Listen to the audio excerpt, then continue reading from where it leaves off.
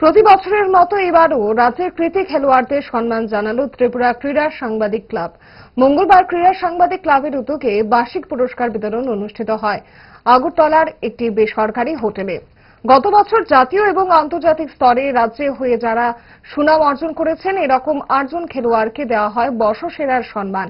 একজন প্রাক্তন ক্রীড়াবিদকে দেওয়া হয় লাইফ টাইম অ্যাচিভমেন্ট সম্মান। উপস্থিত ছিলেন যুব বিষয়ক ক্রীড়া দপ্তরের মন্ত্রী টিঙ্কু রায়, দপ্তরের অধিকর্তা এসবি নাথ, আগরতলা প্রেস ক্লাবের সভাপতি প্রণব সরকার, পদ্মশ্রী অলিম্পিয়ান দীপা কর্মকার সহ অন্যান্যরা।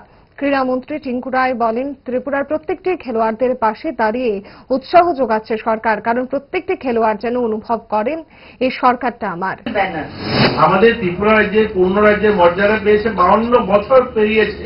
52 বছর পর এই 2025 সাল প্রথমবার আমরা এই আমাদের স্পোর্টসম্যান যারা খেলতে যান তাদের জন্য ইন্স্যুরেন্স পলিসি করে দিয়েছি, যে তারা যদি কোনো কারণে মাঠে কোনো দুর্ঘটনা হয় তার জন্য চিকিৎসা পরিষেবা তারা পায়।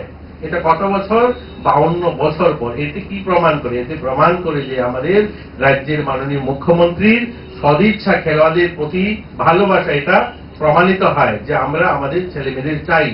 আর্থিকভাবে যদি দেখবেন, আমরা ন্যাশনাল লেভেলে যারা স্কুল স্পোর্টস বোর্ডের যারা খেলাধুলা বাইরে যাচ্ছেন করতে, প্রত্যেক বছর আমরা 20 থেকে 25 জনকে আমরা গোল্ড মেডেল যারা দিচ্ছে তাদেরকে 1 লক্ষ টাকা, যারা সিলভার দিচ্ছে 50,000 টাকা, ব্রোঞ্জ 25,000 টাকা। টাকাটা হয়তো কম হতে পারে, কিন্তু সরকার তাদের পাশে দাঁড়িয়ে তাদেরকে একটু সাপোর্ট করছে।